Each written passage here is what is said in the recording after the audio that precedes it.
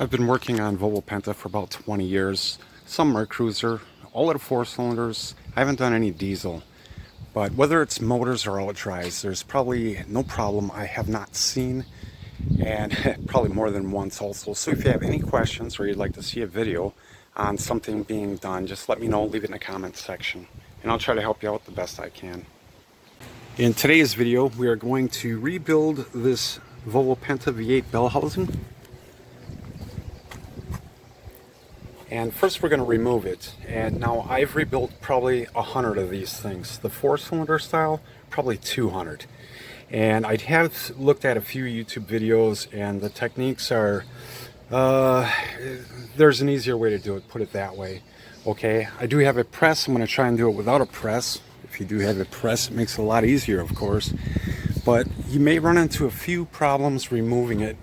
Number one is when you get the bolts out, you still have to remove this clamp ring, and sometimes it can get stuck in between the two, where you'll have this plate, it'll be covering one hole, and there's 3 of them in there. And you simply, some of you know this already, you run the same bolts in each of the 3 holes. I'd recommend blowing them out and adding grease just to get them to come out a lot easier. And let's see if I can show this to you here real quick.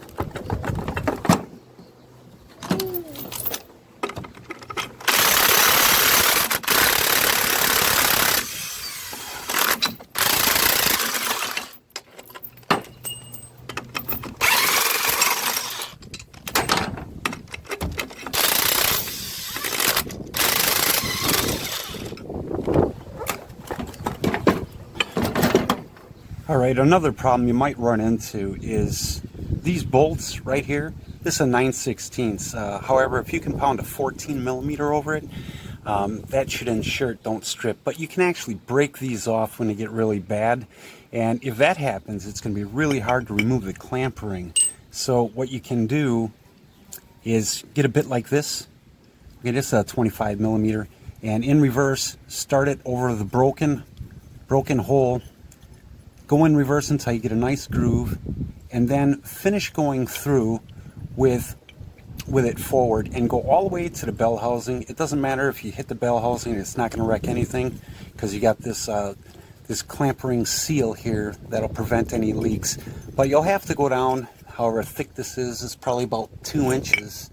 And then once it's free, then you just use the same process removing it, and it'll still come out. Now another thing that can happen is you might end up breaking the bolt off flush with this, and that really sucks because these are kind of expensive, but you could still save it if you have a MIG welder. And this happened to me probably 10 times at least. And when it broke off flush, all you do is you get a 9/16 nut, you ground the bell housing, you hold this nut in the center the best you can, and you weld straight down onto the broken bolt, and you fill this whole thing up, and then you just unscrew it. And worst case scenario, you might have to do it 10 times, but it will come out. They usually do. You don't have to worry about weld touching this aluminum because weld will not stick to aluminum, so that's not an issue. And for those who are advanced, sometimes this clamp ring will get destroyed, especially if the U-joints come apart. And if you have a 4-cylinder bell housing, they're a dime a dozen. You could buy a cheap one. You can actually sacrifice that ring. You just simply cut it off, and you cut both of them off, and with an aluminum welder you can actually weld it right back on, and to the point where you can't even tell it's been replaced. I've had to do that probably 10 times also. The first step in rebuilding this is we got to get out that seal in there. A little difficult. I saw a video where the guy was drilling holes in that rubber seal and he used some screws. You know what? A for effort. But I actually made a tool for it, and it's simply a screwdriver, flathead, and I used this cutoff wheel and I simply just notched it. Now the gap between here is 3/16, and then what you do is you grab a needle nose vice grips and you take the screwdriver, you slide it in sideways, you turn it, take your vice grips, snap it on kind of tight, and then just pry up, and it comes out super easy. Next, we have to get out 2 snap rings. There's one on the other side, but we have to deal with these 2 first. And this is where the problems start, because you cannot find a long snap ring tool that'll get all the way down there like you need. So you actually have to make one, but it's pretty simple. And all you do is you buy the longest needle nose pliers you can find. And what I did here is I just ground the ends down so they fit in the snap ring. If you have a grinding wheel, this will go much faster, and maybe a file. But if you take your time, you can do this fairly quickly and get it to work.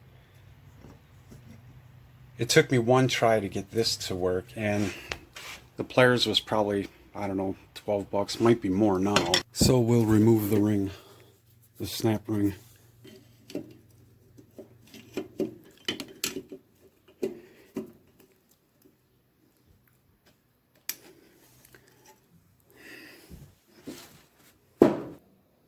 I had to remove the grease so you could see the other snap ring down there, and you can see the holes. There's one right here and one right here for the snap ring pliers to fit in there.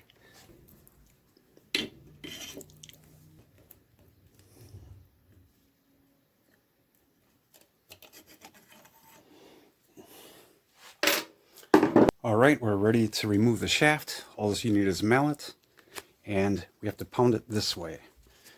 You don't have to worry about wrecking anything. These are pretty beefy.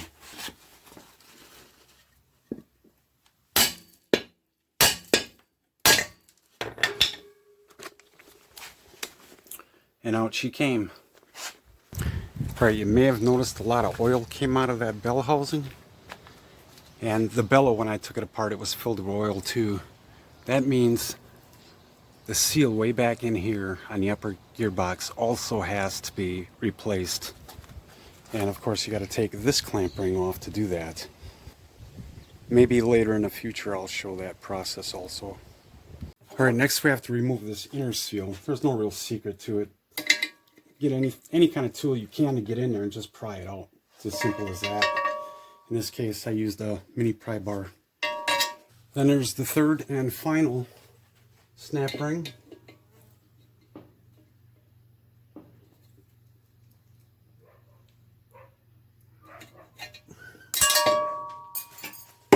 Damn. To remove the bottom bearing here, or the inner bearing,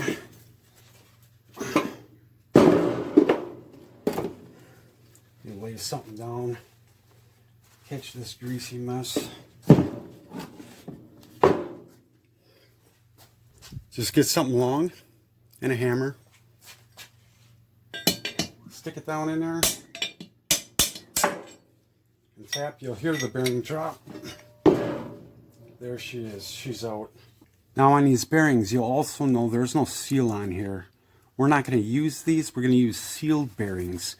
Back in the 80s when these bearings were made for the Volvo Penta, they didn't have sealed bearings. Since then they came out with them, and when you use them, there's no more greasing, because with the seal on there, it contains the grease. Nothing gets in, nothing gets out. And I've been using them for, God, probably at least 15 years. Next, I ran everything through a parts washer to get everything super clean, because you want to be able to see down there, make sure it's all clean. No debris down there on that hub for when you install the new bearings. I also clean this so we could see the final clip. This one's a little bit of a pain to get out, but normally when I get to this process, I would actually throw this thing in a sandblaster and blast all the paint off of it for repainting to make it look brand new. But for this video, I'm going to skip that. Okay, hopefully I won't be in the way. Sometimes I could spread this clip, but I can't lift it up, so then I'll use a razor blade just to pick it up. Let's see how this one comes out. Shoot, probably gonna have to use a razor blade.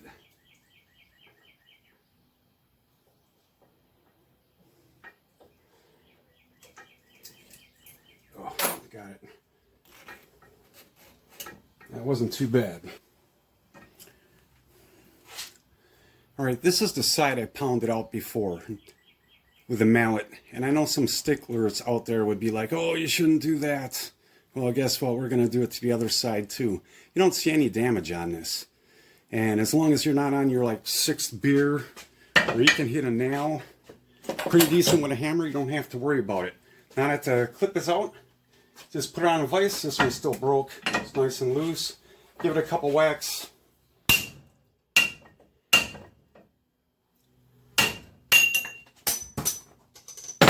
Alright, and she's out. The reason why I'm doing this is not everyone has a press, so you can do it with a hammer.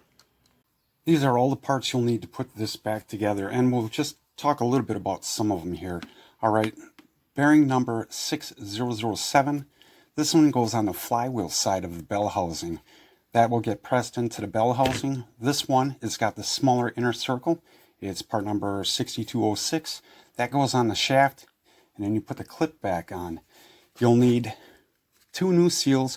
The bearings and the seals you can actually get from a bearing company, and I recommend don't get the original seal. These are made in Sweden, but the problem is I don't know if you can see this, there's only one lip and it's on the inside. So you have some people trying to actually install this backwards. You don't need to do that. The new seals are actually double lipped. They got a lip on the inside and the outside. Alright, now when you install this on the flywheel side of the bell housing, you want to press on the outer part of the race. Okay, and what I have here is, this is actually to remove a dual prop. The part number is 385587, looks like 4. And you'll notice it fits perfectly on the outer bearing race. Is slightly smaller. If you were to measure this, the diameter here is 2 3/16. You can use a pipe as long as it's straight. It's got to be perfectly straight. Alright, for pressing this bearing onto the shaft, this is what I got. And this measures, you know, I don't remember what it measures. I think it's like, here, let's measure it real quick. This measures 1 5/8" diameter. However, I got this cap on here, and you'll see it says 1 1/4". This is a 3-inch pipe nipple. I take it it's 1 1/4". I can't imagine they'd screw that up.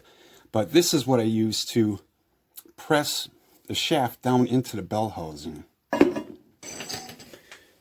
Alright, we'll see how this goes. For the sticklers out there, I will use a piece of wood. Alright, and as long as you get this on straight, you shouldn't have any problems.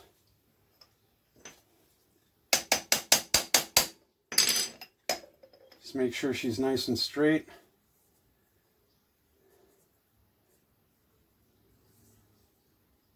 Okay, she looks pretty good.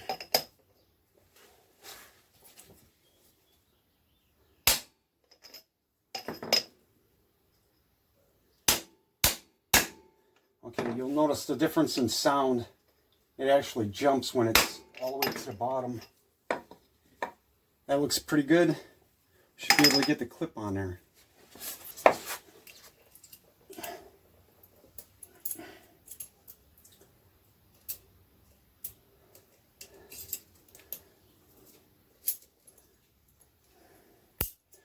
Alright, and she snapped right in place. I don't recommend putting grease on the inside of there, or even in the bell housing to get the other bearing in, because you don't want any chance of that bearing spinning in there. It'll wreck the bell housing on the inside, and then it'll be totally shot. That's right, that one's done. Let's do the bell housing next.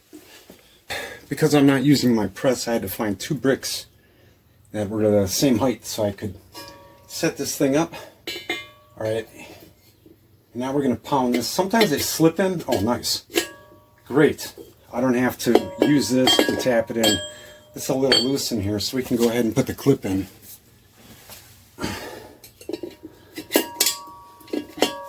To make sure it's down, you can even just give it a little tap. All right, and we might as well put the seal in.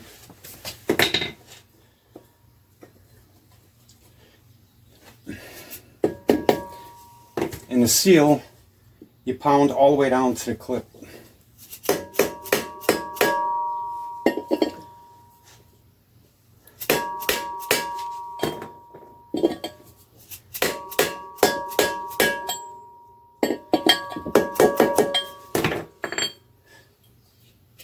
All right, we're golden on that.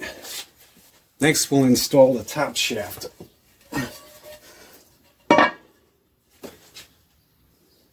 Let's drop her down. She pressed down pretty far. We'll use the same big tool again.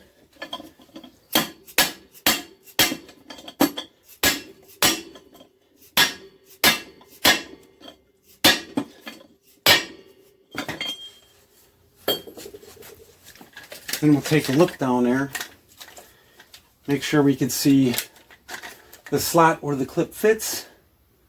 I can see it, so we'll put the inner clip in.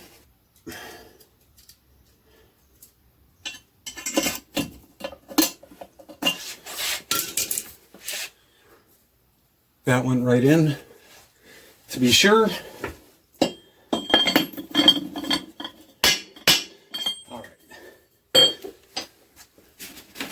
And we'll put the last clip in.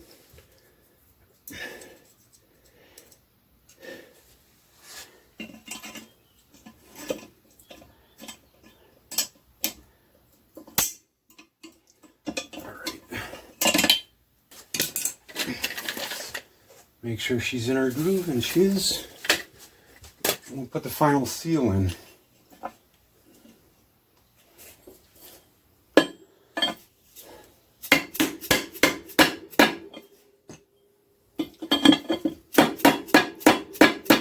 And that seal also, you can pound all the way to the final clip that you put in, and she's done.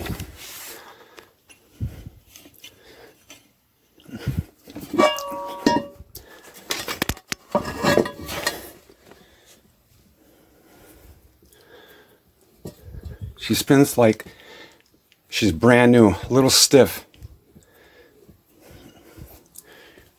This one's done. I just installed the 10 spline shaft. Okay, that came out with boats 1985 and older. This part is the 26 spline shaft. Came out in 1986 and newer. They are interchangeable in this bell housing. And if you do want to use this grease fitting still, to remove the seals, you just grab a metal pick and you just pick them out of there before you install the bearing.